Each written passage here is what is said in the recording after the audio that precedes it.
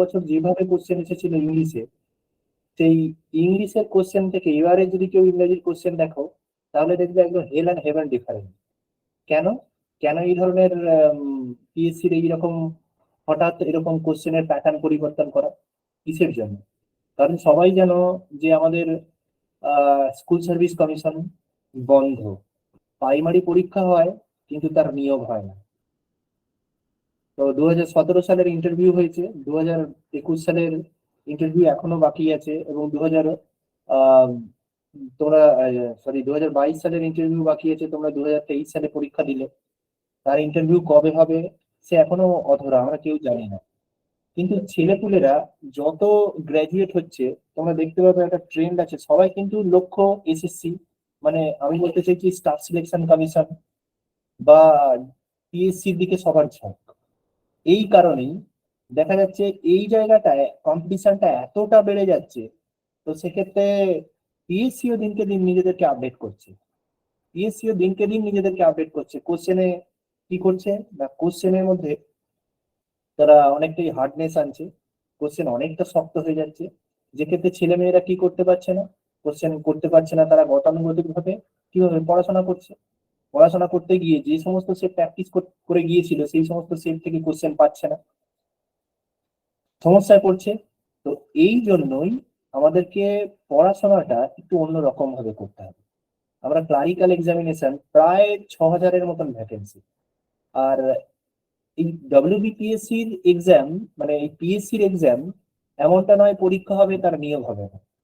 এখানে কিন্তু পরীক্ষা হবে, নিয়োগও হবে, হয়তো একটু সময় সাপেক্ষ, কিন্তু এখানে পরীক্ষা দিলে চাকরি পাওয়া যাবে একদম শিওর। কারণ এই জায়গাটায় এখনো পর্যন্ত দুর্নীতি কতটা আছে আমার জানা নেই, কিন্তু এইখানে যে মানে যদি নোটিফিকেশন বেরোয়, তাহলে তার পরীক্ষাও হয় এবং তার ইন্টারভিউ হয় এবং ছেলেরা চাকরিও পায়। তো এখানে আমি নিজে তার প্রমাণ, কারণ আমিও দিয়েছি, আমিও জানি। তো সেই জন্য বলছি এই ক্লারিক্যাল এক্সামিনেশনটা একটা গুরুত্বপূর্ণ এক্সামিনেশন, এবং 6,000-এর কাছাকাছি ভ্যাকেন্সি, এবং সামনে তোমাদের ক্লারিক্যালের অনুরূপ, মানে ক্লারিক্যালে যে ধরনের কোশ্চেন করবে, প্রিলিমিনারিতে 30টা তোমার ইংরাজি থাকে, ঠিক ওই 30 নাম্বারের কোশ্চেন মিসলিনিয়াস, পিএসসি যারা মিসলিনিয়াস ফিল আপ করেছো, ওই মিসলিনিয়াস এর মেন এক্সামিনেশন 30 নাম্বার কি থাকবে না, ডেসক্রিপটিভ পেপারে ইংরেজি থাকবে, সেখানে ওই একই ধরনের ইংলিশ তোমাকে হাতে লিখে করতে হবে। সেখানে ট্রান্সফরমেশন অফ সেন্টেন্স থাকবে, সেখানে ফিল ইন দ্য ব্ল্যাঙ্কস থাকতে হবে, তোমাকে সেটা হাতে পুরো সেন্টেন্সটা লিখতে হবে। ঠিক আছে, এই একই কোশ্চেন থাকবে ওই দিকে। মানে এখানে যদি তোমার ডেপথ থাকে, তাহলে কিন্তু তুমি ওই পিএসসি ডাব্লিউবি, যে পিএসসি মিসলেনিয়াস এর মেন পরীক্ষায় তুমি কোশ্চেন করতে পারো। তাহলে এই জায়গাটা যদি তোমার গ্রামাটিক্যাল পার্ট বা সিনোনিম, অ্যান্টোনিম, এই সমস্ত গুলো যদি তোমার স্ট্রং থাকে, তাহলে কিন্তু পিএসসি মিসলেনিয়াসও তুমি ইজিলি করতে পারবে। এখানে আর একটা জিনিস ভেরি ভেরি ইম্পর্টেন্ট। কি জিনিসটা না, যে জিনিসটা ইম্পর্টেন্ট সেটা হচ্ছে ডেসক্রিপটিভ পেপার। মানে ডেসক্রিপটিভ পেপার মানে কি লেখা থাকবে তোমার, মানে ট্রান্সফরমে মানে বেঙ্গলি থেকে ইংরেজি থাকবে, মানে ট্রান্সলেশন থাকবে, এবং translation part very very important. আর কি থাকবে সেখানে না, তোমার চিঠি লেখা থাকবে, রিপোর্ট রাইটিং, ড্রাফটের রিপোর্ট, রিপোর্ট একটা ড্রাফটিং থাকবে।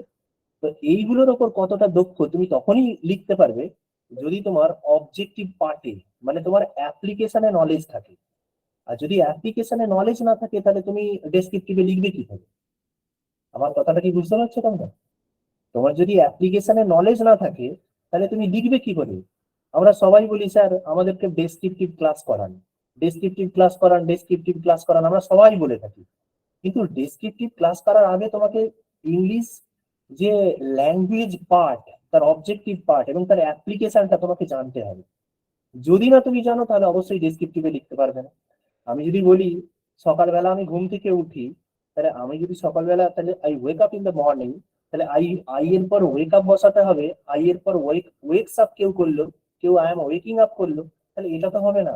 কারণ আই এর পর ওয়েক আপই বলে, এবং এটা একটা সিম্পল প্রেজেন্ট টেন্সের উদাহরণ, তোমরা সবাই জানো।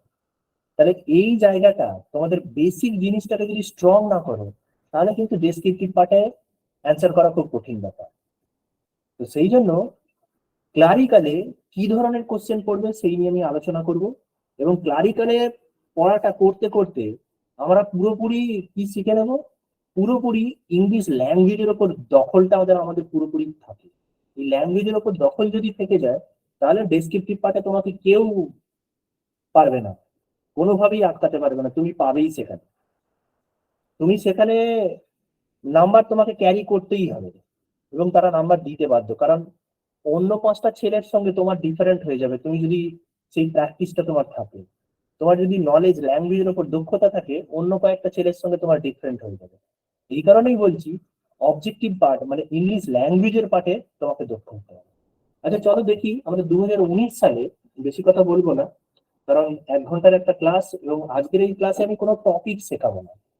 কি ধরনের কোশ্চেন আসতে পারে, কেমন এসেছিল, তার উপর বেস করে আমি একটা প্র্যাকটিস সেট বানিয়েছি, এবং সেই প্র্যাকটিস সেট আলোচনা করবে এবং তার ডিটেল ডেসক্রিপশন থাকবে প্র্যাকটিস সেটে।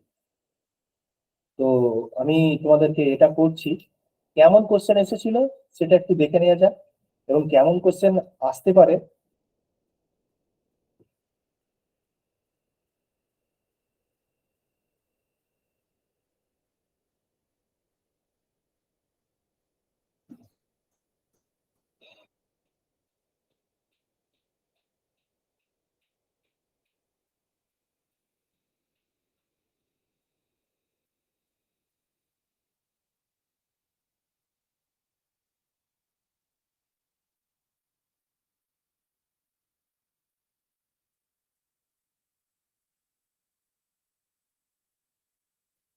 আচ্ছা স্ক্রিনটা কি সবাই দেখতে পাচ্ছো?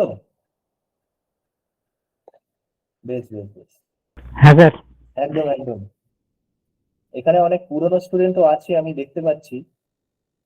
তো আচ্ছা এবারে দেখো কি দেখবো না, 1 নম্বর কোশ্চেন তোমরা দেখতে পাচ্ছ যে সিনোনিম থেকে 4টে কোশ্চেন এসেছিল।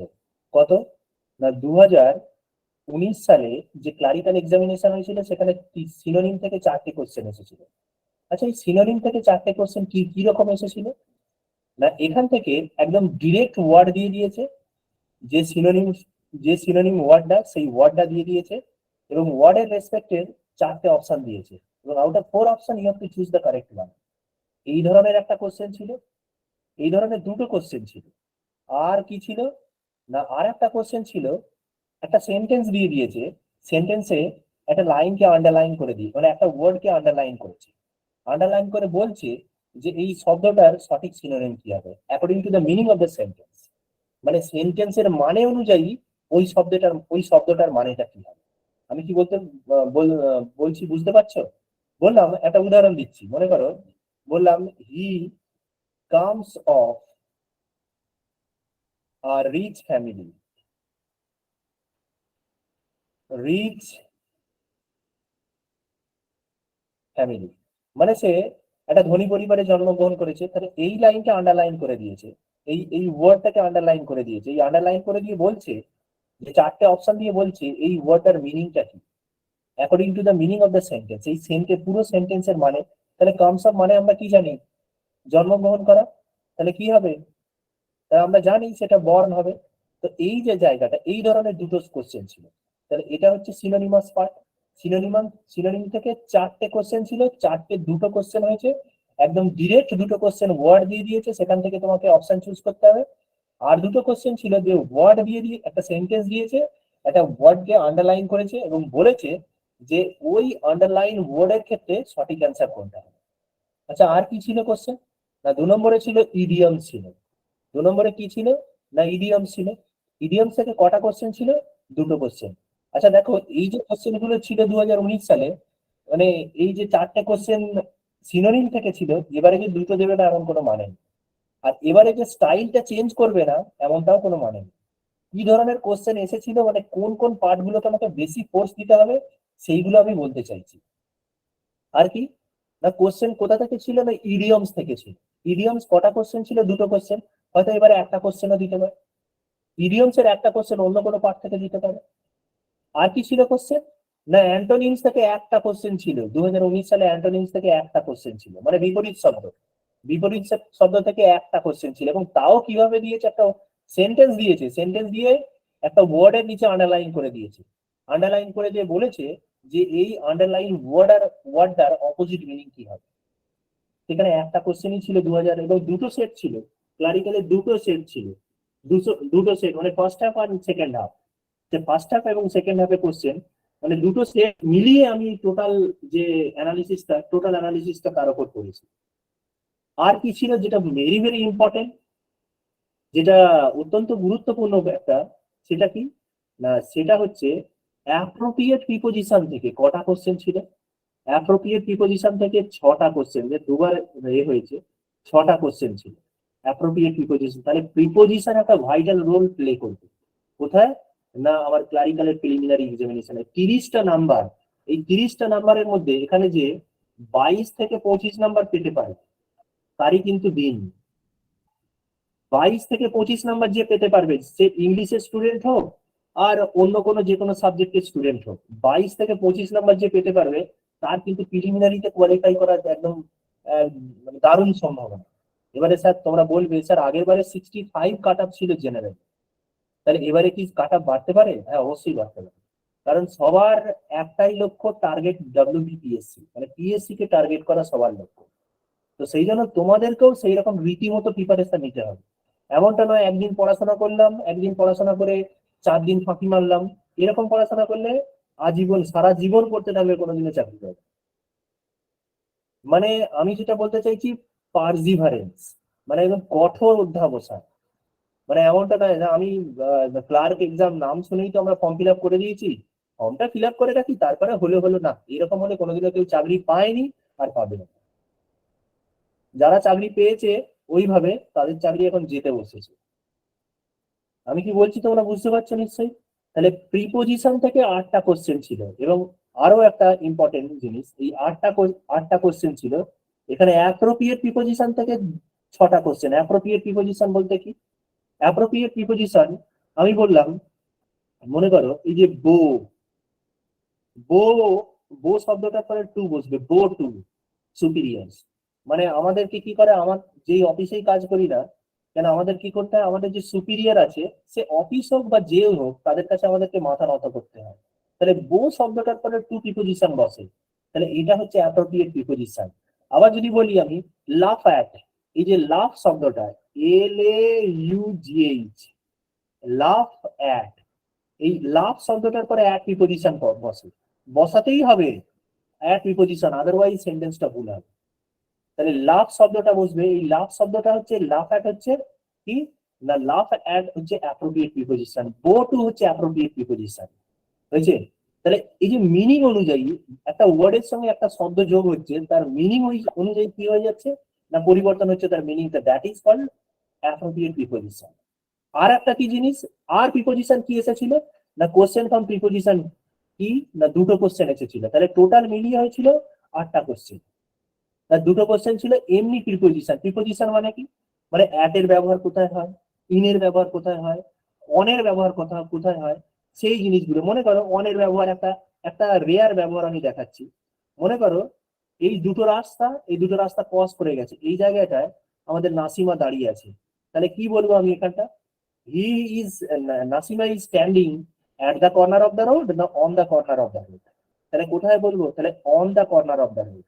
তাহলে দুটো রাস্তা যখন একটা রাস্তা অন্য একটা রাস্তাকে ক্রস করে গেছে, তার মিডিল পয়েন্টে, ঠিক এই ক্রস পয়েন্টে যদি কেউ দাঁড়িয়ে থাকে, that is on preposition use করা। আর অন মানে কি, কারো উপরে রাখা হয়, বললাম the book is on the table, বইটা কার ওপর রাখা আছে, টেবিলের ওপরে। তাহলে কোনো কিছুর অন, অন মানে কি, তাহলে কোনো কিছুর ওপরে রাখা হলে আমরা অন বলি, কিন্তু এখানে দেখো অনের মিনিং আলাদা। তাহলে এটার মিনিং অনুযায়ী মানে এই অনের সঠিক ব্যবহার কি, কিন্তু আরো একটা অন ব্যবহার হয়, এই অন শব্দটাকে যদি আমি অ্যাটেন্ড এর পরে বসাই, ATTEND, attend, attend on, attend on মানে কি, অ্যাটেন্ড অন মানে লুক আফটার, মানে কি কাউকে লুক আফটার মানে কারো দেখাশোনা করা, অ্যাটেন্ড অন মানে লুক আফটার। কিন্তু যদি আমি অ্যাটেন্ড টু বসাই, অ্যাটেন্ড টু, তাহলে তখন কি আর দেখাশোনা করা হবে না, তখন হবে লিসেন টু। অ্যাটেন্ড টু মানে লিসেন টু মানে কারো কথা শোনা মনোযোগ সহকারে, যেমন you all are listening to my words, মানে আমার কথাগুলো মনোযোগ সহকারে শুনছো। You all are attending to my words, তোমরা সবাই আমার কথাগুলো মনোযোগ সহকারে শুনছো। দের ইজ এই অ্যাটেন্ড টু মানে লিসেন টু, কিন্তু অ্যাটেন্ড এর পর যখন অন প্রিপোজিশন বসাচ্ছি তখন কিন্তু হয়ে যাচ্ছে সেটা লুক আফটার বা টেক কেয়ার, কারো যত্ন নেওয়া। কি বললাম বুঝতে পেরেছো কি? একটু থাম্বনেল টামনেল দাও, বুঝতে পারছো কিনা তবে বুঝতে পারবো।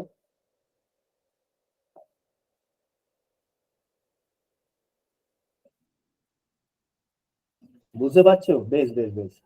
আচ্ছা এবারে আরো একটা কোশ্চেন, কি জিনিস না, আরো যেটা হচ্ছে যে কোশ্চেন ফ্রম প্রিপোজিশন তো বললাম, এবারে সেন্টেন্স কমপ্লিশন। সেন্টেন্স কমপ্লিশন কি জিনিস স্যার? সেন্টেন্স কমপ্লিশনটা কি জিনিস? মনে করো একটা আমি একটা সেন্টেন্স বললাম, একটা পুরো সেন্টেন্স বললাম, এই সেন্টেন্সটা একটা, মনে করো আমি একটা বললাম যে আই নো হিম, আমি তাকে চিনি। এবারে বলছে এই নো শব্দটা এখানে ইনঅ্যাপ্রোপ্রিয়েট আছে, এই নো শব্দটার এগেনস্টে চারটে শব্দ বসাচ্ছি। তাহলে এখানে এমন একটা শব্দ বসাও সেই জায়গাটা, সেই সেন্টেন্সটা কারেক্ট মিনিং বোঝাবে। তাহলে মানে কি, সেন্টেন্সটার মানে কমপ্লিশন করছে, তুমি সঠিক তার শব্দ বসিয়ে সেটাকে পূর্ণ বাক্য করার চেষ্টা করছো। That is called sentence completion. মানে একটা সেন্টেন্স থাকবে, সেন্টেন্সে একটা আন্ডারলাইন পার্ট থাকবে, সেই আন্ডারলাইন পার্টের এগেনস্টে চারটে অপশন থাকবে। যদি সেটা মনে হয় যে এই সেন্টেন্সটা, এই ওয়ার্ডটা অ্যাপ্রোপ্রিয়েট, তাহলে সেটা কি করবে না, সেই ওয়ার্ডটাকে বসাবে। কিন্তু এখানে আরো একটা জিনিস আছে, এই সেন্টেন্স কমপ্লিশন আর সেন্টেন্স ইমপ্রুভমেন্টের মধ্যে পার্থক্য থাকবে। কি জিনিসটা? সেন্টেন্স কমপ্লিশনের মধ্যে নো ইমপ্রুভমেন্ট মানে কোনো অপশন থাকবে না, কিন্তু ইমপ্রুভমেন্টের ক্ষেত্রে কি থাকবে? ডি পার্টে, অপশন ডি পার্টে কি থাকে জেনারেলি? No improvement. বলা হলো যে এই আমি তাকে চিনি, তাহলে সেক্ষেত্রে একটা অপশন থাকবে নো ইমপ্রুভমেন্ট। তুমি যদি মনে করো দ্য সেন্টেন্স ইজ কারেক্ট, তাহলে তুমি কি করবে না, সেখানে নো ইমপ্রুভমেন্ট অপশনটা কারেক্ট হবে। আর যদি মনে হয় যে এটা অন্য একটা শব্দ দিলে আরো বেশি মিনিংফুল হবে, তাহলে সেখানে তুমি শব্দটা দিতে পারো, চুজ করতে পারো আউট অফ ফোর অপশন, তাহলে সেটা হবে, সেটাও হবে সেন্টেন্স ইমপ্রুভমেন্ট। কিন্তু যদি সেন্টেন্স কমপ্লিশন বলি, তাহলে এই নো ইমপ্রুভমেন্ট অপশন থাকবে না। এবারে তোমাদের মনে হতে পারে স্যার একটু আগে আপনি বললেন যে সিনোনিমাস পার্টেও এরকম থাকে। সিনোনিমাস পার্টে সেখানে বলে দেওয়া থাকবে যে এই আন্ডারলাইন ওয়ার্ডটার মিনিংটা কি, সেই মিনিংটা খুঁজতে হবে। আর সেন্টেন্স কমপ্লিশনের ক্ষেত্রে বলে দেওয়া থাকবে কোন শব্দটা বসালে অ্যাকিউরেট হবে সেন্টেন্সটা। বোঝাতে পেরেছি কি? তাহলে এটা হচ্ছে সেন্টেন্স কমপ্লিশন। এই সেন্টেন্স কমপ্লিশন কিন্তু দুটো কোশ্চেন এসেছিল আগের বছর 2019 সালে, ক্লার্কশিপ এক্সামিনেশনে দুটো কোশ্চেন এসেছিল, এবং এখান থেকে তোমরা অবশ্যই কমন পাবে। এটা আমি এই সেন্টেন্স কমপ্লিশন এবারে পরীক্ষায় থাকবে, এবং ডাব্লিউবিসিএস এক্সামিনেশনে এখানে এবারে সেন্টেন্স কমপ্লিশন দিয়েছে, তার মানে ক্লার্কশিপ এক্সামিনেশনেও দেবেই দেবে। ডাব্লিউবিসিএস এ 25টা কোশ্চেন থাকে, এবারেও কিন্তু দেবে।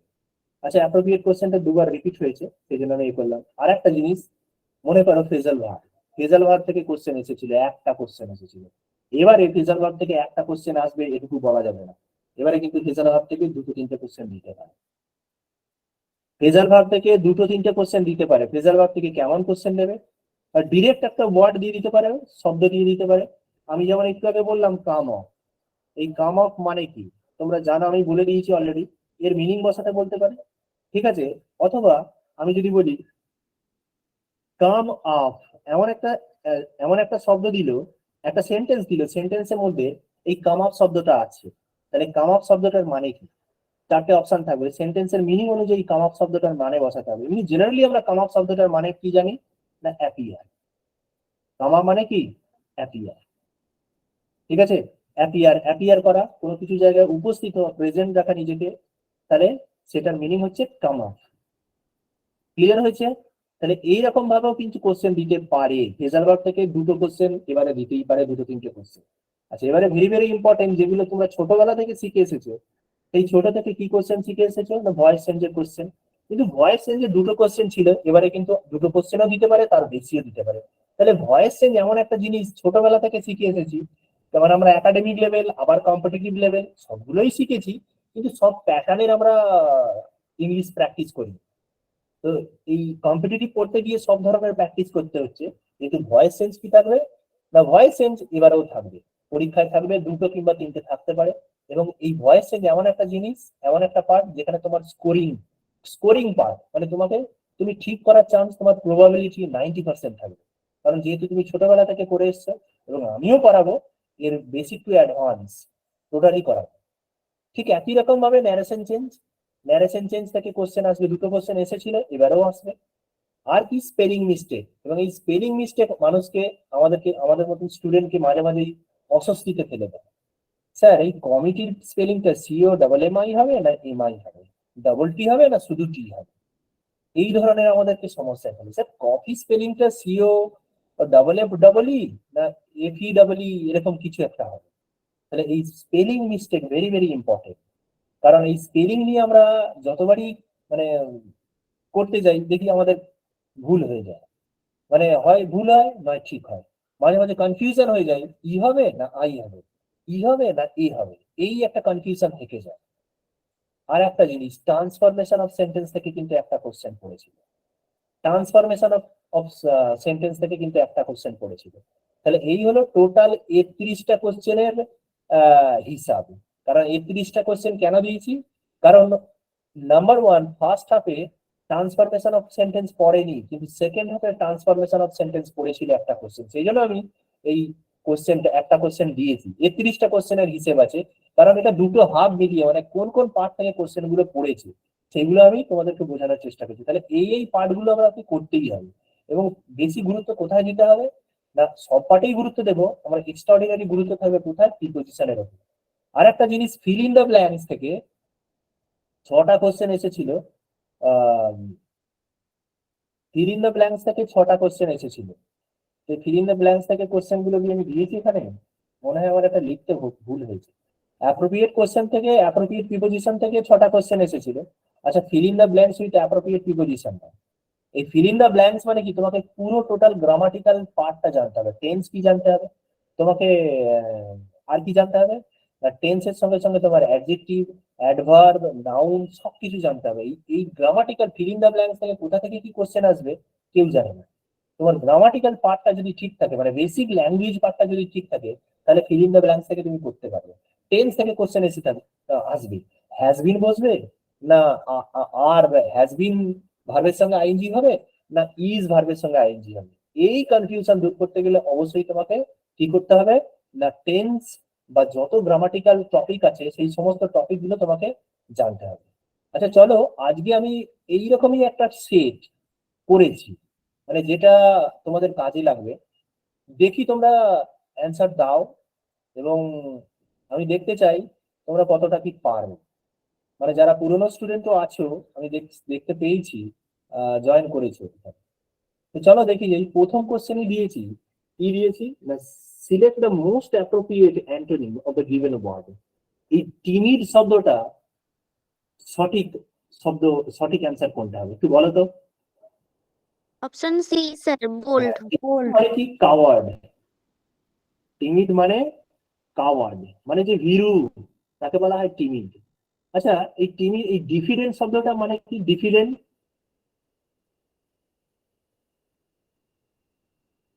হেজিটেন্ট, তাই তো।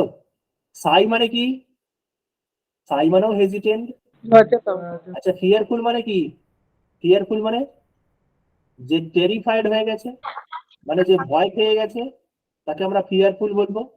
আচ্ছা, তাহলে এখানে টিমিড শব্দটা মানে কাওয়ার্ড, আর বোল্ড মানে কি, সাহসী, তাহলে ব্রেভ, তাহলে বোল্ড মানে ব্রেভ, সঠিক অ্যান্সার কি হবে, অপশন সি হবে কারেক্ট অ্যান্সার। তাহলে এই টিমিড শব্দটা কিরকম দিয়েছে অ্যান্সারটা, একদম ডিরেক্ট টিমিড শব্দটাকে বসানো হয়েছে, এবং বলে দেওয়া হয়েছে এই টিমিড শব্দের এগেনস্টে 4টে অপশন দেওয়া আছে, এবং পুরোপুরি একদম ডিরেক্ট বসিয়ে দেওয়া হয়েছে ওয়ার্ড গুলোকে, বলা হয়েছে কোন শব্দটা সঠিক অ্যান্সার। ঠিক এই ধরনের দুটো কোশ্চেন ছিল, তাহলে অপশন সি হবে কারেক্ট অ্যান্সার, তোমরা সবাই বললে। আচ্ছা, 2 নম্বর কোশ্চেন কি দেওয়া আছে, অ্যাপ্রোপ্রিয়েট সিনোনিম। তাহলে সিনোনিম, ব্লাস্ট, ব্লাস্ট শব্দটা সিনোনিম কি হবে বলে ফেলো তো।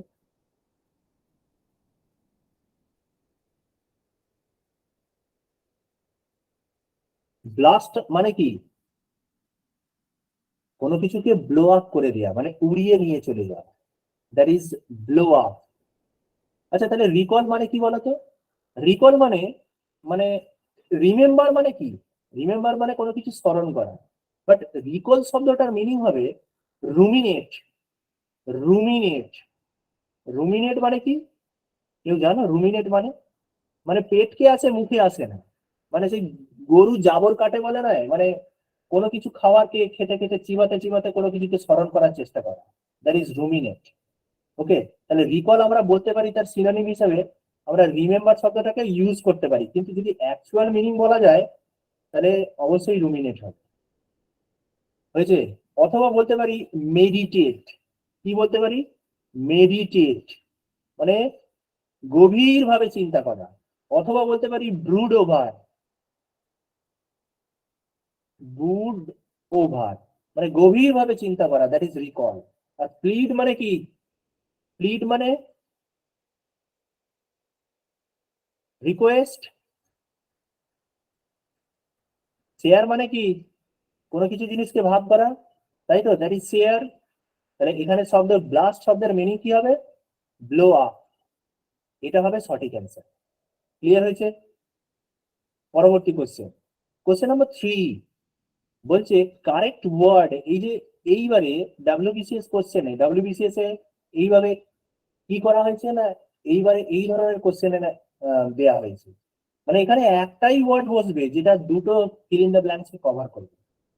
এবারে এই কোশ্চেন 4টে কোশ্চেন দিয়েছিল এই ব্যাপারে, তাহলে মানে বুঝতে পারছো একটাই ওয়ার্ড যেটা দুটো ফিল ইন দ্য ব্ল্যাঙ্কস কে, মানে দুটো feel in the blanks K cover up করবে। এবারে 4টে কোশ্চেন দিয়েছে, তার মানে কি বিসিএস এ যখন প্যাটার্ন চেঞ্জ করছি তোমাকে মনে রাখতে হবে যে ক্লারিক্যালেও প্যাটার্ন চেঞ্জ হবে। এইটাই আমি বলতে চাইছি, মানে আমার পড়াটা একটু ডেপথ লেভেলে হবে। মানে এমনটা নয় যে স্যার ওই স্যার খুব ধরে ধরে শেখায়, ওই স্যার একদম মানে একদম ছোটবেলা থেকে যেমন আমরা পড়েছি ওই ওই ওই ওইগুলো পড়ায়। আমি বারবার বলছি ওই ছোটবেলার পড়া করলে চাকরি পাওয়া যাবে না। ছোটবেলার পড়া করলে ইংরাজিতে দুটো কথা বলা যাবে, ছোটবেলার পড়লে ইংরাজিতে একটু কথা বলা যাবে, কিন্তু চাকরি পাওয়া যাবে না। চাকরি পেতে গেলে তোমাকে অ্যাডভান্স লেভেল পড়াশোনা করতে হবে, যেটা অবশ্যই বেসিক টু অ্যাডভান্স থাকবে। আমি মানে সহজটাও বলবো, কিন্তু এর কঠিনটাও কি হতে পারে সেটাও আমাকে জানতে হবে, নইলে চাকরি পাওয়া যাবে না। আই ইট রাইস আমি সবাই জানে, ছোটবেলা থেকে আমরা সবাই জানি, কিন্তু ওই আই ইট রাইস পড়ে ওই ওই রকম ভাবে ইংরাজি শিখে কিন্তু চাকরি পাওয়া যাবে না। চাকরি পেতে গেলে তো তোমাকে অ্যাডভান্স লেভেল শিখতে হবে, অনেক কিছু জানতে হবে। ঠিক আছে, তাহলে এখানে বলো, এখানে যদি বোল্ড করে দিয়েছি, কোনোভাবে বোল্ড হয়ে গেছে হয়তো এটা তৈরি করতে গিয়ে। এই যে Sivakasi is famous for its dash box industry and I am unable to find dash for my purple dress. তার মানে এই যে একটা শব্দই এখানে সঠিক হবে, সেটা হচ্ছে ম্যাচ। শিবাকাশি কিসের জন্য বিখ্যাত? না ম্যাচ বক্স ইন্ডাস্ট্রির জন্য বিখ্যাত। ম্যাচ বক্স মানে তোমরা জানো ম্যাচ বক্স কি, ম্যাচিস যেটাকে বলা হয় লাইটার। কিন্তু এই যে আমি আমার পার্পল ড্রেসটার জন্য একটা ম্যাচ খুঁজে পাচ্ছি না, সঠিক কোনটা ম্যাচিং করছে সেটা খুঁজে পাচ্ছি না। ঠিক এখানেও কি হবে? ম্যাচ হবে। এটা কি কিন্তু বিসিএস এ এসেছিল। আবারও বলছি এই পার্ট কিন্তু মানে এই কোশ্চেন কিন্তু বিসিএস এ যদি 4টে এসে থাকে, ক্লার্কশিপ এক্সামিনেশনে অবশ্যই সেখান থেকে 2-3টে আশা করাই যায়, আসবেই আসবে। কারণ এটা একটু অ্যাডভান্স লেভেলে, কারণ এটা ওই এইচএস লেভেল বা সিজিএল এর কোশ্চেন। সিজিএল এর কোশ্চেন এই ধরনের কোশ্চেন আছে, এবং ব্যাংকিং লেভেল যারা ইংরাজি দেয়, যারা ব্যাংকের এক্সাম দেয়, তারা জানে যে এই ধরনের কোশ্চেন গুলো ব্যাংক লেভেলে পড়ে। আচ্ছা, পরবর্তী কোশ্চেন কি দেওয়া আছে দেখা যাবে। Appropriate option to fill in the blank. আচ্ছা, এখানে বলো তো কি হবে? ট্রুথফুলি স্পিকিং মানে সত্যিকারের বলতে গেলে the victories of peace and harmony, victories of peace and harmony মানে শান্তি এবং সমন্বয় have more dash impact on human civilization than the so-called victories of war. মানে ওই পিস এবং সমন্বয়, পিস এবং harmony have more dash impact on civilization than so-called victories of war. মানে আগেকার যুদ্ধে যে জয়লাভ হতো তার থেকে এই শান্তি এবং সমন্বয়ের মধ্যে একটা মানুষ হিউম্যান সিভিলাইজেশনের উপর একটা দারুণ ইম্প্যাক্ট আছে। তাহলে কি হবে, কোনটা হবে?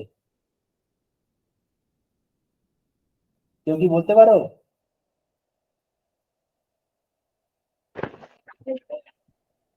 বলো কোনটা হবে অপশন।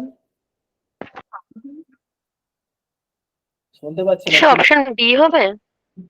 Option A B? হবে স্যার। না না, মানে অ্যাকচুয়ালি এ তো সুপেরিয়র মানে প্রধান একদম, ওটা তো হবে না মনে হচ্ছে। বিটা সুপিরিয়র হবে না। আর পিস এবং হারমোনি এই যে জিনিসটা, এটা তো যে কোনো জিনিসের ওপর একটা লং লাস্টিং মানে কি রাখে, ইম্প্যাক্ট রাখে। সুপিরিয়র তো হচ্ছে না, অবশ্যই এটা অ্যাডজেক্টিভ, কিন্তু কোনো যদি কোয়ালিটিটা বেশি হয়, হাই কোয়ালিটি জিনিসকে আমরা সুপিরিয়র বলি। আর ট্রানজিয়েন্ট মানে কি? ট্রানজিয়েন্ট মানে টেম্পোরারি। কি বলা হয়? টেম্পোরারি, মানে যেটা ক্ষণস্থায়ী, দ্যাট ইজ কল্ড ট্রানজিয়েন্ট। কিন্তু কি হবে? Have a more lasting impact on human, মানে যেটা দীর্ঘদিন মানুষের মধ্যে স্টে করে, দ্যাট ইজ লাস্টিং ইম্প্যাক্ট। তাহলে অপশন সি হচ্ছে অ্যান্সার, কারেক্ট অ্যান্সার হবে। ক্লিয়ার হয়েছে? তাহলে সঠিক অ্যান্সার কি হবে? Option C. কোশ্চেন নাম্বার 5 কি বলা আছে? এই যে কলোকুইয়াল শব্দটার এর সিনোনিম কি হবে? কলোকুইয়াল মানে কি জানো? কলোকুইয়াল মানে হচ্ছে কথ্য ভাষা। বাংলায় বলা হয় কথ্য ভাষা। মানে কি, আমরা দৈনন্দিন জীবনে যে কথাগুলো বলি, দ্যাট ইজ, সেটা হচ্ছে কথ্য ভাষা। আচ্ছা, মানে এই যে কলোকুইয়াল ল্যাঙ্গুয়েজ আর রিটেন ল্যাঙ্গুয়েজ, ইংরেজির ক্ষেত্রে কিন্তু দুটো আলাদা হয়।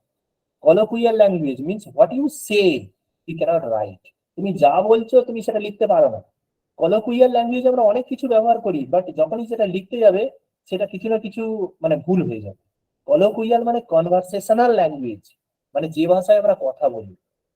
আমি যদি বলি এই যে I want to go there, এই যে আঞ্চলিক ভাষা যেটাকে বলবো। একদম মনে করো আমি বলছি আই ওয়ান্ট টু গো দেয়ার, আমি সেখানে যেতে চাই। কিন্তু আমরা স্পোকেন ইংলিশে কি বলি? I wanna go there, I wanna go there. এই যে আই ওয়ানা কি তুমি ইউজ করতে পারবে? WANN ইউজ করো? দেখেছো কেউ রিটেন ইংলিশে ইউজ করে? করে না তো কেউ। তাহলে এই যে আই ওয়ানা গো দেয়ার, এটা মানে বলতে হয়তো খুব সুন্দর লাগে, মানে ভাষাটা খুব সুন্দর লাগে, মানে শ্রুতি মধুর হয়, বাট যখনই তুমি লিখতে যাবে তখন তোমাকে কি লিখতে হবে? I want to go there. But I wanna go there, it has a special impact in colloquial language. এই কলোকুইয়াল ল্যাঙ্গুয়েজের উপর একটা স্পেশাল ইম্প্যাক্ট আছে। তাহলে অবশ্যই এখানে কলোকুইয়াল মানে কি? Conversational language. আর প্রোসোডিক মানে জানো, মানে একটা মানে যারা ইংরেজিতে শেখে, মানে একটা বাক্যের মানে একটা ওয়ার্ডের অরিজিনেশনকে মানে ডিভিশনকে প্রোসোডি বলা হয়। লিঙ্গুইস্ট মানে ভাষাতত্ত্ব, ভাষাতত্ত্ব সেটা তোমরা জানো। আর লেক্সিক্যাল, লেক্সিক্যাল মানে কি? কোনো ওয়ার্ডের উৎপত্তি বা লেক্সিকোগ্রাফি বলা হয়। লেক্সিকোগ্রাফি মানে কি বলা হয় বলতো? মানে যেটাকে ওই যে ডিকশনারি, স্টাডি অফ ডিকশনারিকে লেক্সিকোগ্রাফি বলা হয়। স্টাডি অফ ডিকশনারিকে কি বলা হয়? লেক্সিকোগ্রাফি বলা হয়। মনে রাখবে সবাই। তাহলে সঠিক অ্যান্সার কি হবে? Conversational English. আচ্ছা, এবারে তোমাদের সব থেকে যেটা হয়, মানে কনফিউশন হয়ে যায়, ইনকারেক্টলি স্পেলড ওয়ার্ড, কোন শব্দটাকে ইনকারেক্টলি স্পেল করা হয়েছে এখানে? সঠিক ইনকারেক্টলি কোনটা একটু বলো অ্যান্সার। অপশন সি হবে। সে পার্মানেন্টটা মনে হচ্ছে, অপশন সি। অপশন সি হচ্ছে সঠিক অ্যান্সার। মেলা অ্যাডজাস্টেড মানে নট কারেক্টলি বা not in order. Maladjusted মানে কি? যেটা অর্ডার অনুযায়ী সাজানো নয়, দ্যাট ইজ মেলা অ্যাডজাস্টেড। আর স্টেক হোল্ডার মানে কি? যে অনেক কিছু স্টক রাখে, দ্যাট ইজ স্টেক হোল্ডার। আর লংগিটিউড মানে তোমরা জানো দ্রাঘিমাংশ। আর ল্যাটিটিউড মানে কি? অক্ষাংশ, এটা তোমরা জানো। বাট পার্মানেন্ট স্পেলিংটা ঠিক নেই, এটা হচ্ছে রংলি স্পেলড বা ইনকারেক্টলি স্পেল করা আছে। কোশ্চেন নাম্বার 7 কি বলা আছে? দেখো, idiom at your beck and call. At your beck and call মানে কি? এটা একটা ইডিয়ম, খুব সহজ, কিন্তু এটা পড়েছিল মনে হয়। তাহলে এটা বলো তো, এটা কি হবে? মনে করো আমি যা বলছি তোমরা আমার কথায় মনোযোগ সহকারে শুনছো, এবং আমার কথাটা বলার সঙ্গে সঙ্গে তোমরা উত্তর দিচ্ছ। মানে কি? তুমি মানে তোমরা মানে আমি কি বলবো সেই নিয়ে তোমরা উদ্বিগ্ন, মানে two have absolute control over someone. কোনো ব্যক্তির উপর যখন অ্যাবসলিউট কন্ট্রোল থাকে তাকে বলা হয় at your beck and call. তাহলে এটার মানে কি? At your beck and call, এটার মিনিং হচ্ছে to have absolute control over someone, কারোর উপর যথেষ্ট কন্ট্রোল থাকা, মানে তার অধিকার থাকা, অধিকার ফলানো, that is at your beck and call. আচ্ছা, নাইট আউল, পরবর্তীটাও ইডিয়মস দিয়েছি। এই যে নাইট আউল মানে কি? রাতের পেঁচা, এর আবার ইডিয়মস এর মিনিং কি হয়? স্যার অপশন এ হবে। অপশন এ হচ্ছে someone he has good eyesight. বলা হয়, আমি বললাম my wife is a night owl. Night owl মানে কি, যে রাত্রি পর্যন্ত জেগে থাকে, অনেক রাত পর্যন্ত জেগে থাকে। A person who prefers to be awake late at night, যে রাত্রির পর্যন্ত মানে অনেক রাত লেট নাইট পর্যন্ত জেগে থাকে তাকে বলা হয় নাইট আউল। তাহলে অপশন ডি হচ্ছে কারেক্ট অ্যান্সার। এগুলো মোস্ট ইম্পর্টেন্ট, আর এই যে কোশ্চেন গুলো দিয়েছি প্রিভিয়াস ইয়ারে সেই কোশ্চেন গুলো এসেছে। প্রিভিয়াস ইয়ার মানে 19 সালে এসেছে এমন কোনো কথা নয়, আগেও আসতে পারে। আচ্ছা, select the most appropriate option to fill in the blank. এই যে সঠিক শব্দ, এই যে চারটে শব্দ দিয়েছি, তাহলে চারটের কোনটা হবে? I would dash to travel by train rather than bus due to the poor road condition in the village. আমি মানে পছন্দ করব কি ট্রেনে যাতায়াত করা বাসের থেকে, কারণ রাস্তার অবস্থা খুব খারাপ। তাহলে আই নয় উই বলা আছে, we would prefer. Option A হবে কারেক্ট অ্যান্সার। কি হবে? অপশন এ হবে কারেক্ট অ্যান্সার, প্রেফার। বুঝছে?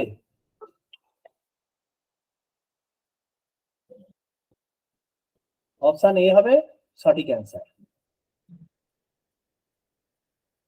আচ্ছা, কোশ্চেন নাম্বার 10 কি বলা তো? Select the most appropriate option that can substitute the underlined segment in the given sentences. কি বলা আছে?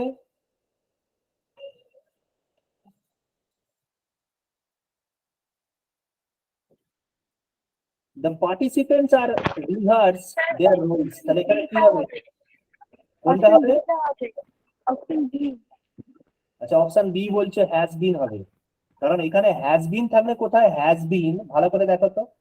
ও বলছে বি হবে, একটু আমি ওকে এ Option করে B। দিই। হ্যাজ বিনের সঙ্গে ভার্বের সঙ্গে যদি আইএনজি যুক্ত হয় তাহলে অবশ্যই সেখানে টাইমের কথা মেনশন করা থাকতে হবে। আচ্ছা, এখানে কি কোনো টাইমের কথা মেনশন করা আছে? তাহলে টাইমের কথা মেনশন করা নেই, তাহলে হবে অপশন বি হবে সঠিক answer, participants are rehearsing their roles. Option D হবে সঠিক অ্যান্সার। ক্লিয়ার হয়েছে কি?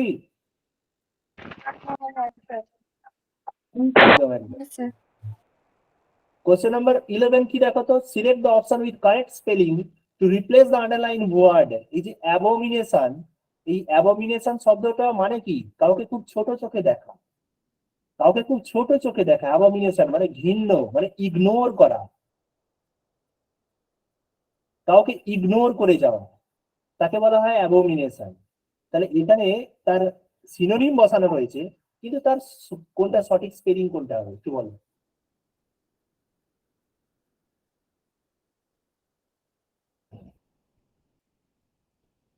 অ্যাবোমিনেশন মানে কি? ইগনোরেন্ট বা ইগনোরেন্স, ইগনোরেন্স, ঠিক আছে? কিন্তু এর সিনোনিম অ্যাবিরেশন হয়, কিন্তু অ্যাবিরেশনের স্পেলিং কোনটা? It's very very important. এই ধরনের কোশ্চেনও দিতে পারে, বলবে একটা ওয়ার্ড লেখো, একটা ওয়ার্ড যেটা আন্ডারলাইন করা আছে সেই আন্ডারলাইন ওয়ার্ডের এগেনস্টে তার সিনোনিম দিয়ে দেবে, অবশ্যই সিনোনিম, কিন্তু সিনোনিমটার স্পেলিং, সঠিক স্পেলিংটা কোনটা, এটাও দিতে পারে। অপশন ডি হবে। ভেরি গুড, অপশন ডি হচ্ছে কারেক্ট অ্যান্সার, একদম 100% কারেক্ট। অ্যাবিরেশন, ABERRATI অ্যাবিরেশন, ঠিক আছে? তাহলে 11, কোশ্চেন নম্বর 11 হচ্ছে ডি অ্যান্সার। আচ্ছা, এবারে কোশ্চেন নম্বর 12 কি বলা আছে? Appropriate synonym, রিজুভেনেট।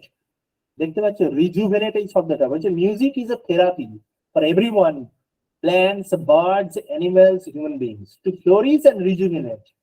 মানে কি করতে? ফ্লোরিশ করতে এবং কাউকে রিজুভেনেট করতে কি দরকার? মিউজিক এমনই একটা থেরাপি যেটা plants, birds, animals, human being সবাইকে কি করে? রিজুভেনেট করে। তাহলে রিজুভেনেট এই অপশন সি হবে sir. Option C, refreshen. Refreshen মানে তরতাজা করে তোলা। কারো যদি মন খারাপ হয়ে থাকে তার মনটাকে আরো ভালো করে দেয়, that is rejuvenate, that is রিফ্রেশন।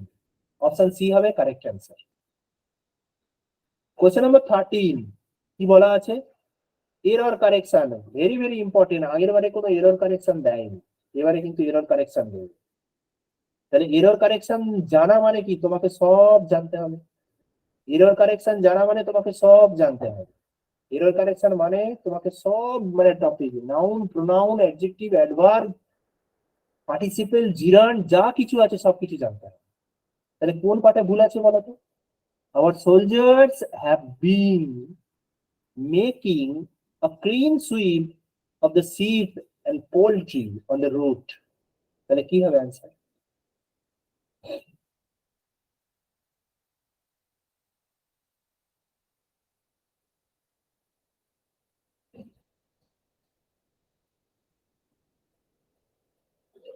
দেখো আমি অলরেডি বলছিলাম মেকিংটা চেঞ্জ। মেকিংটা বলছো, হ্যাঁ স্যার, মেকিংটা চেঞ্জ আচ্ছা করতে হবে। মেকিংটা তাহলে হ্যাভ বিং হয়, হ্যাভ এর পর বিং বসাই আমরা, হ্যাভ এর পর বিং কোনোদিন বসাই? বিন হবে। আচ্ছা বিন হবে। আচ্ছা যদি বিন বসাই, ভেরি ভেরি ইম্পর্টেন্ট, তোমরা বলছো যদি বিন বসাই তাহলে এখানে কোনো টাইমের কথা মেনশন করা আছে? আমি তো এক্ষুনি শিখলাম স্যার হ্যাজ বিন আর হ্যাভ বিন যদি বসাই ভার্বের সঙ্গে আইএনজি থাকে এবং সঙ্গে সঙ্গে টাইমের কথা মেনশন করা থাকে। আমরা বলি না it has been raining since morning, it has been raining for 2 hours, she has been waiting for me for 2 hours, সে আমার জন্য 2 ঘন্টা ধরে অপেক্ষা করছে, সকাল থেকে বৃষ্টি হচ্ছে। এই যে টাইমের কথা মেনশন করা হচ্ছে না, এখানে কোনো টাইমের কথা মেনশন করা নেই তো? তাহলে আমরা এই জায়গাটা ভুল আছে। কোথায় ভুল আছে? আওয়ার সোলজার্স হ্যাভ বিন না বসিয়ে কি বসাবো? আমরা আর বসাবো। আর making a clean sweep of the ship and poultry on the root করতে পারি না? হ্যাঁ স্যার। কোশ্চেন নাম্বার, কারণ আমি টপিক শেখাচ্ছি না এই কারণে, টপিকের একটুখানি শিখিয়ে লাভ কি, একটা কোশ্চেন প্যাটার্নটাকে শিখিয়ে দিই। কারণ ক্লাসে যখন থাকবে অবশ্যই আমি টপিক শেখাবো, মানে প্রত্যেকটা ধরে ধরে শিখিয়ে দেবো। Select the most appropriate option to fill in the blank. তাহলে এখানে dash man command respect holy, option A holy মানে হোলি ম্যান বলা হয়, হোলি ম্যান মানে পবিত্র যারা হয়, বাদ বাকিটা কোনোটা নয়। এটা একদম সহজ ছিল। Question number 15, appropriate synonym given word sumptuous. Sumptuous মানে কি? সামচুয়াস মিল বলা হয় না, বা সামচুয়াস ডিশ বলি তো আমরা, সামচুয়াস dish. Lavish sir. Very good, সামচুয়াস dishes মানে অবশ্যই সেটা টেস্টি এবং অত্যন্ত দামি, মানে costly. This is সামচুয়াস, lavish. Mammoth মানে কি? বলি না আমরা ম্যামথ টাস্ক, হিউজ টাস্ক, এটা অনেক বড় কাজ। ম্যামথ, ম্যামথ টাস্ক বা হিউজ টাস্ক। হাম্বল মানে কি? বলা হয় কর্ডিয়াল, কর্ডিয়াল মানে হাম্বল রিকোয়েস্ট বা কর্ডিয়াল রিকোয়েস্ট। মিনাস্কিউল মানে কি? মিনাস্কিউল মানে কি? ভেরি স্মল, খুব ছোট, দ্যাট ইজ মিনাস্কিউল। তাহলে option D is the correct answer. Question number 16 কি বলা আছে দেখো, আবার সেই পেয়ার অফ ওয়ার্ডস। এখানে কিন্তু দুটো পেয়ার বসাতে হবে, মানে দুটো ওয়ার্ড দেওয়া আছে, তোমাকে কোনটা হবে? My cousin likes dash root and dash around the bush is one of the idioms in English. কি হবে? আমার কাজিন কি পছন্দ করে? বিট রুট পছন্দ করে। আরে বিটকে আমরা রুটই তো বলি, ওই বিট গাজর যেগুলো বলি, ক্যারট। বিট স্পেলিং কি? বিডব্লিউটি তো।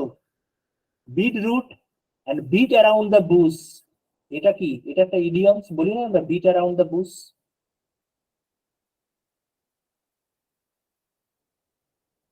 তাহলে কোন অপশনটা হবে? অপশন সি হবে correct answer. Question number 17, the students are boring by the lecture delivered on environmental issues.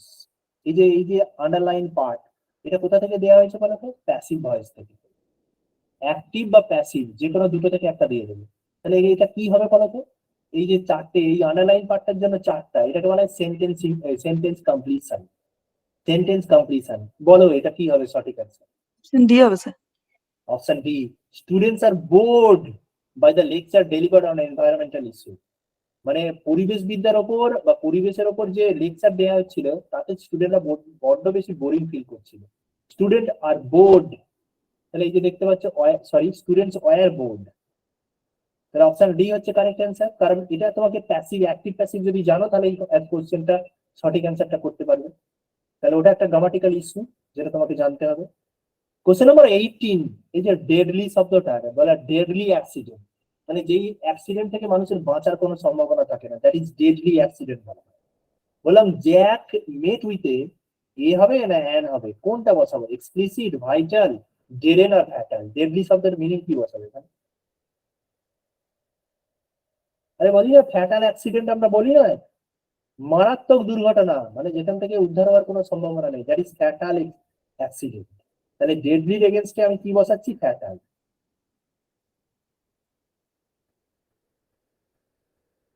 Question number 19 কি বলা আছে? Most appropriate meaning of the given idiom. আবার the why and wherefores, এই যে শব্দটা the why and wherefores, এই যে শব্দটা, এই একটা ইডিয়মস, যে ইডিয়মস এর মিনিং কি বলো?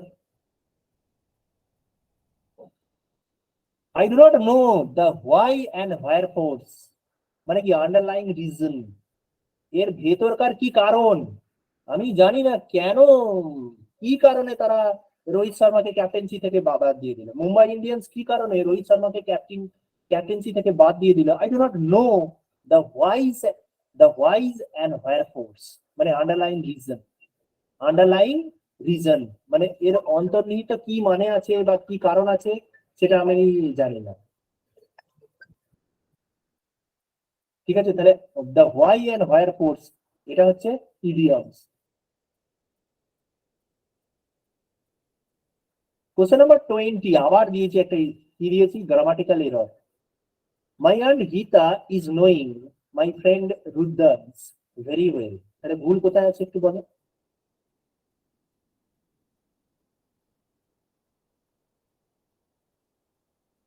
এই নো শব্দটা এমনই যার সাথে আমরা কখনো আইএনজি যুক্ত করতে পারি না, মানে এটা সর্বদা কি হয় না সিম্পল প্রেজেন্ট টেন্সে ইউজ করা হয়। ইজ নোয়িং নয়, ইজ নোয়িং হবে না কখনো। আমরা কি করতে পারি? হ্যাভ নোন করতে পারি, এই গীতা হ্যাজ নোন, যেহেতু গীতা আছে হ্যাজ নোন করতে পারি, কিন্তু কখনো ইজ নোয়িং হয় না। ওই যে প্রেজেন্ট পারফেক্ট টেন্সে ইউজ হতে পারে, অথবা সিম্পল প্রেজেন্ট টেন্সে ইউজ হতে পারে, অথবা পাস্ট টেন্সে ইউজ হতে পারে, বাট ইজ নোয়িং এর সাথে কখনো আইএনজি যুক্ত হয় না। তাহলে ভুল কোথায় আছে? অপশন সি তে ভুল আছে। বুঝতে পারলে হ্যাঁ কি না?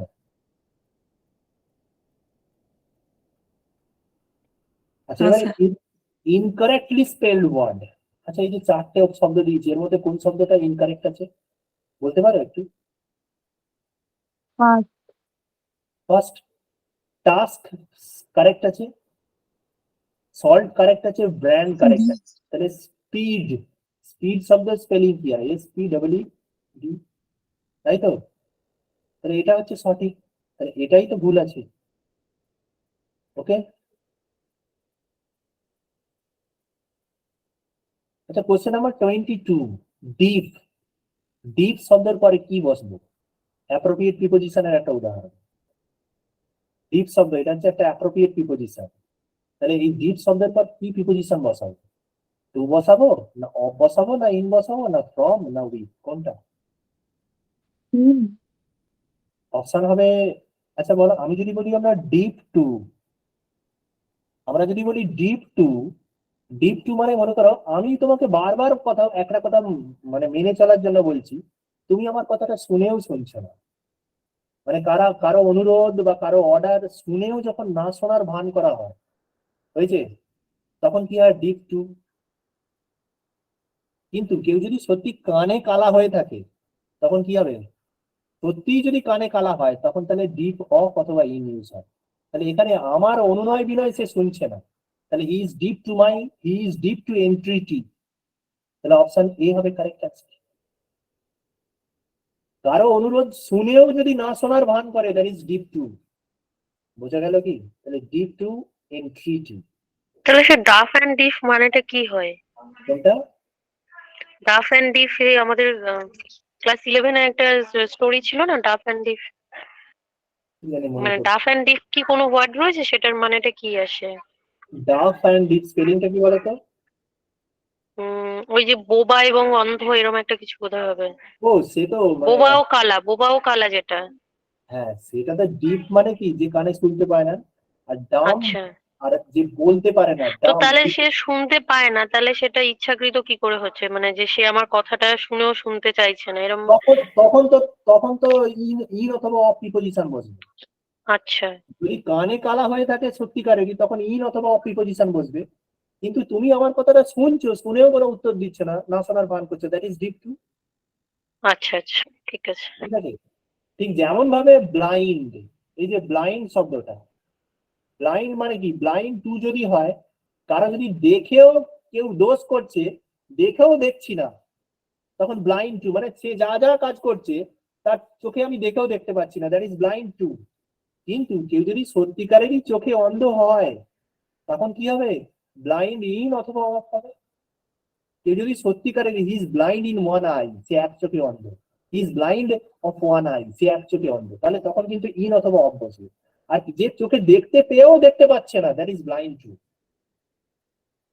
সরকার দেখতে পাচ্ছে ছেলেগুলো রাস্তায় মানে রোজ তারা মুভমেন্ট করছে চাকরির জন্য, সরকারি কর্মচারীরা ডিএর জন্য আন্দোলন করছে, সরকার দেখেও শুনেও শুনতে পাচ্ছে না, দেখেও দেখতে পাচ্ছে না, দ্যাট ইজ ব্লাইন্ড টু অথবা ডিপ টু। বুঝতে পারলে? একই না? হ্যাঁ স্যার। Yes. আচ্ছা, এবারে বলো, I can't cope so much work with, I can't cope so much work. আমি কোপ কোপ করতে পারছি না। এবার কোপের পরে আমরা সবাই জানি কোপ আপ উইথ ব্যবহার করা হয়। কেউ সে বলবে কোভিড। Yes, very good. কারণ কোপ উইথ মানে কি, কোনো কিছু কাজকে অ্যাডজাস্ট করা। আমরা কখনোই কোপ আপ বসাবো না, কোপ আপ উইথ বলে কোনো ইংরেজিতে কোনো শব্দ নেই, কোপ আপ উইথ বলে কোনো শব্দ হয় না, সেটা আগে থেকে বলে দিলাম। এইটা কিন্তু দেবে তোমাদেরকে বোকা বানানোর জন্য। তাহলে অপশন এ হবে সঠিক অ্যান্সার, কোপ উইথ।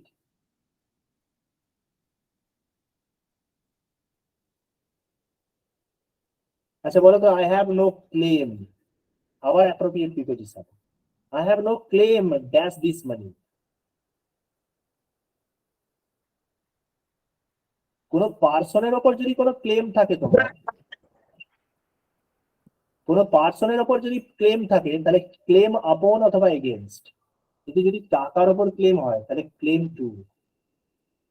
বললাম I have no claim to this money, আমার এই অর্থের ওপর কোনো দাবি নেই।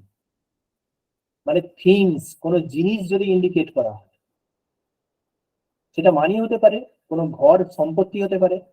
I have no claim to this money, আমার এই অর্থের ওপর, সম্পত্তির উপর কোনো দাবি দেওয়া। ক্লিয়ার? আচ্ছা বললাম ইউ শুড বো, একটুই আমি বলে দিয়েছিলাম, বো শব্দটার পর আমরা টু প্রিপোজিশন বসাই। বো টু ইউর সুপিরিয়ার্স। সুপিরিয়ার স্পেলিংটা ভুলে গেছে আমার।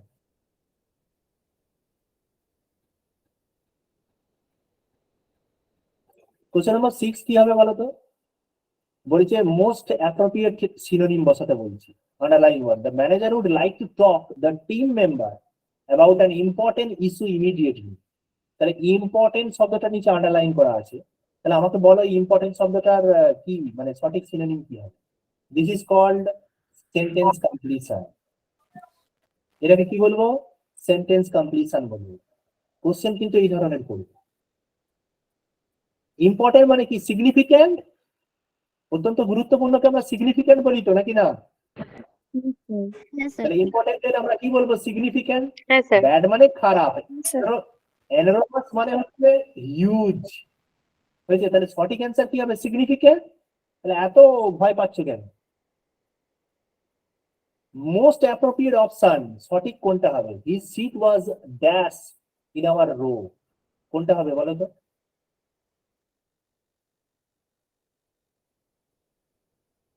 ফার্দার বলতে কাকে ইন্ডিকেট করি? ডিস্টেন্স কে ইন্ডিকেট করি। আর ফার্দার মানে কি? If you are TH year, further মানে হচ্ছে নো মোর। বললাম ফার্দার মানে দূরত্ব, বললাম his seat was the farthest. Farthest কেন বলবো?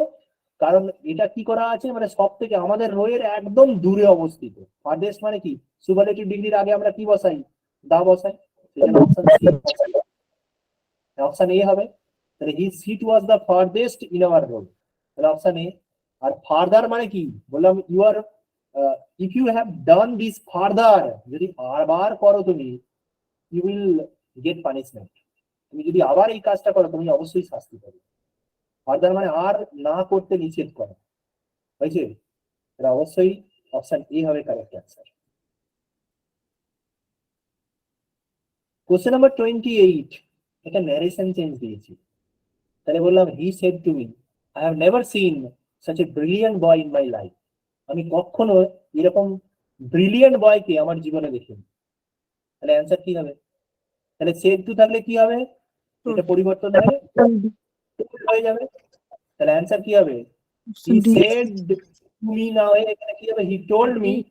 আর হ্যাভ থাকলে কি হয়? পরিবর্তিত হয়ে হ্যাড হয়ে যায়, তাই তো? তাহলে হি told me that he had never seen such a brilliant boy in his life. এটা মাইটা কি হয়ে যাচ্ছে? ইজ হয়ে যাবে। ক্লিয়ার? তাহলে অপশন ডি হচ্ছে কারেক্ট অ্যান্সার। প্রত্যেকটা টপিককে আমি ধরে ধরে শিখিয়ে দেবো। আচ্ছা 29 বললাম you have had your dinner. দেখো তো বলা আছে এই সেন্টেন্সটাকে ইন্টারোগেটিভ সেন্টেন্সে পরিবর্তন করো। You have had your dinner, তুমি তোমার ডিনার খেয়েছো। আচ্ছা হ্যাভ, একটা হ্যাভ কি করা হয় না বিভার হিসাবে ব্যবহার করা হয়। কি হিসাবে ব্যবহার করা হয়? বিভার হিসাবে ব্যবহার করা হয়। আর একটা কি করা হয়, আর একটা হ্যাড কে আমরা কোথায় ব্যবহার করি? সরি, আর একটা হ্যাভ কে আমরা মেন ভার্ব হিসাবে ব্যবহার করি। মেন ভার্ব মানে খাওয়া অর্থে ব্যবহার করে থাকি।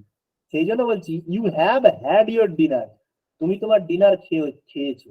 তাহলে এটাকে কোশ্চেন করতে গেলে কি হবে? Have you had your dinner? তাহলে অ্যান্সার কি হবে? Have you had your dinner. Option B হচ্ছে কারেক্ট অ্যান্সার হবে, তাই তো নাকি না?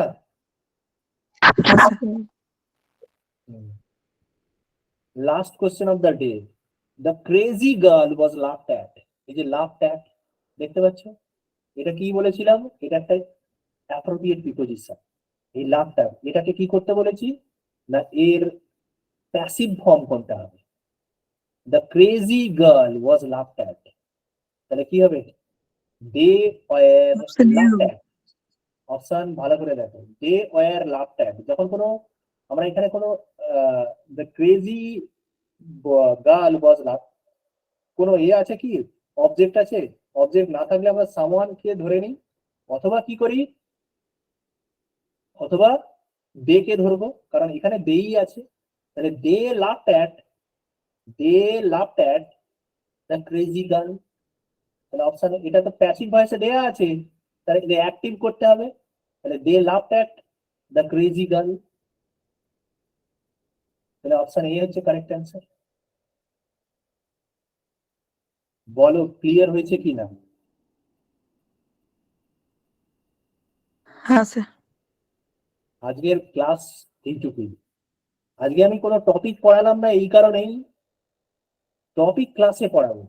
আজকে কেমন কোশ্চেন আসতে পারে ক্লার্ক এক্সামিনেশনে 2024 সালে, তারই একটা মডেল কোশ্চেন নিয়ে আলোচনা করলাম এবং প্রত্যেকটার অ্যানালিসিস আমি দিলাম, প্রত্যেকটা ওয়ার্ডের প্রত্যেকটা কোশ্চেনের অ্যানালিসিস দিলাম। কারো যদি কোনো অসুবিধা থাকে অবশ্যই জানাবে, তোমরা গ্রুপে মেসেজ করতে পারো, ভর্তি হও। অবশ্যই তোমাদের সাথে আবার দেখা হবে ক্লাসে। স্যার এই আমি আজকের অবশ্যই মার্ক করা নোটটা দিয়ে দেবেন তো গ্রুপে? একদম এখনই দিয়ে দেবো, ঠিক আছে, আমি স্যারকে পাঠিয়ে দেবো, স্যার দিয়ে দেবো। ঠিক আছে স্যার। ঠিক আছে, থ্যাংক ইউ। তোমাদের জন্য শুভেচ্ছা রইলো, আগাম নতুন বছরের শুভেচ্ছা। ভালো করে কাটো, খুব আনন্দ করো, আর সঙ্গে সঙ্গে পড়াশোনাও করো, যাতে আগামী বছরে তোমাদের মানে সফলতা আমি দেখতে পাই। এখানে অনেকেই আছে আমার পুরনো স্টুডেন্ট, অনেকেই আছে, অনেকে ছিল, অনেকে লেট করেছে দেখতে পাচ্ছি, অনেকেই ছিল। সুস্মিতা আছে, পৌলমী আছে। বলছি স্যার, বলো বলো মানস। বলছি স্যার, মানে এই তো ফুড মিসেলেনিয়াস এগুলো তো ফর্ম ফিল আপ করেছি। হুম, এবারে ক্লার্কশিপটা মানে এই রিসেন্ট বেরিয়েছে। হুম, মানে ইংরেজি সেই পিটির সময় তো পড়েছিলাম, তারপর প্রাইমারি কোয়ালিফাই করার পর থেকে আমরা তো বিএড ছিলাম। হুম, এই সময় মানে এখন তো কম্পিটিশন, তো হিউজ কম্পিটিশন। এবারে আপনি যদি মানে আপনি যে বললেন যে সেই আই আর এই যে বললেন উদাহরণটা, এটা ঠিকই বলেছেন, কিন্তু এখন কম্পিটিশনে মানে সাবজেক্ট প্লাস ম্যাথ, মানে একটু বুদ্ধি, মানে একটু বলুন কিভাবে ইংরেজিটাকে একটু রপ্ত করা যায়। মানে সে মুখস্থ বিদ্যা তো করলে হবে না এই কম সময়ের ভিতরে, না, মানে কি মুখস্থ বিদ্যার স্ট্র্যাটেজিটা কোনো করবো? জায়গা নেই, কারণ আমার কাছে যারা প্রিভিয়াস পড়েছে তাদের কাছ থেকে জানো। ক্লাস যদি করো তুমি বুঝতে পারবে যে ক্লাসে তুমি কি শিখতে পারছো। প্রতিদিনের ক্লাস তোমাকে সেই ক্লাসের মধ্যে আমি গুলে খাওয়াবো। চন্দ্রিমা চক্রবর্তী, তুমি কি আমার কাছে পড়তে আগে? হ্যাঁ স্যার। তুমি ওই কি রিপ এডুকেশন এখানেই পড়তে নাকি না অন্য জায়গায়? না না না, এখানেই স্যার। এখানেই পড়তে, আচ্ছা আচ্ছা। যাই হোক, তুমি ক্লাসে জয়েন করো। ক্লাসে জয়েন করলে তুমি দেখতে পাবে কি কি হয় ক্লাসে। আর কি কি পড়ায় আমি জানি না, কিন্তু ক্লাসে কি শিখবে সেটা আমি তোমাকে মানে আমি এটা তো ওয়ারেন্টি দিচ্ছি না, গ্যারান্টি দিচ্ছি তুমি কি শিখবে ক্লাসে। সেখানে ইংরাজি না স্যার, ক্লাস করেছিলাম আপনার, আমি তো ক্লাস করেছিলাম। ক্লাস করেছিলে তুমি, তুমি তো জানো তাহলে। তাহলে তুমি অবশ্যই ক্লাসে জয়েন করো, ক্লাসেই তোমাকে বোঝাবো। এবং সঙ্গে সঙ্গে যেদিনে পড়া করাবো তুমি সেদিনেই সেইটা যেন সেই নোটটাকে তুমি ফলো আপ করো, তাহলে তুমি শিখবে। ঠিক আছে, কিছু কিছু যেগুলো মুখস্থ করা জিনিস, সেই মুখস্থ করা জিনিস থাকবে, সেগুলোকেও তোমাকে পড়তে হবে। তার মধ্যে সিনোনিম অ্যান্টোনিম থাকবে।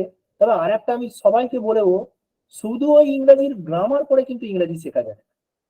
আমি যেটুকু জানি, মানে আমার অভিজ্ঞতা দিয়ে, আমি ওই গ্রাজুয়েশন কমপ্লিট করার পর ইংরাজি গ্রামার পড়ে ইংরাজি শিখতে পারিনি। প্রতিদিন কোনো স্টোরি বুক পড়তাম, স্টোরি বুক পড়তাম, কোনো কাগজ পড়তাম, কাগজ পড়ে স্টোরি বুক পড়ে আস্তে আস্তে শব্দের মানে জেনে ধীরে ধীরে ধীরে ধীরে ধীরে ধীরে, মানে সত্যি কি ল্যাঙ্গুয়েজ কি জিনিস। মানে বাংলা যেমন আমরা পড়তে অভ্যস্ত, সকালবেলা বাংলা ওই কাগজটাকে নিয়ে পড়ে আমরা কোনো সেন্টেন্স দেখলে বুঝতে পারি যে এই বাংলায় এই সেন্টেন্সটা ভুল আছে, ঠিকঠাক হয় না। কিন্তু ইংরেজিতে সেটা আমি কোনোভাবেই বুঝতে পারি না। কেন বলতো? শুধুমাত্র ল্যাক অফ রিডিং। আমরা শুধুমাত্র ইংরাজি পড়ি না, এই কারণে আমরা বুঝতে পারি না।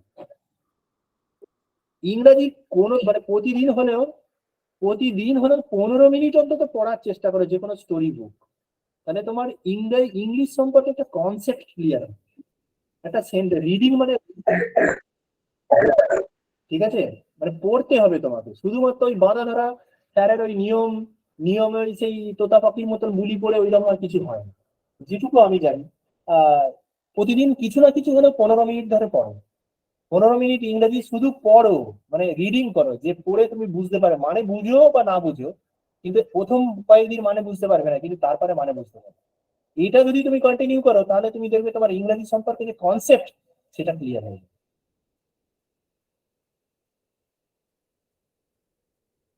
ঠিক আছে, সবাই ভালো থেকো, তোমাদের সবার সাথে ক্লাসে দেখা হবে।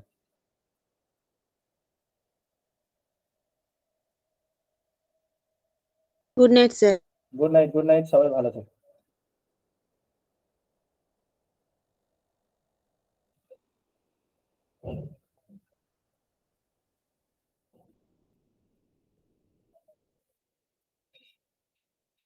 সবাই লেফট করে যাও।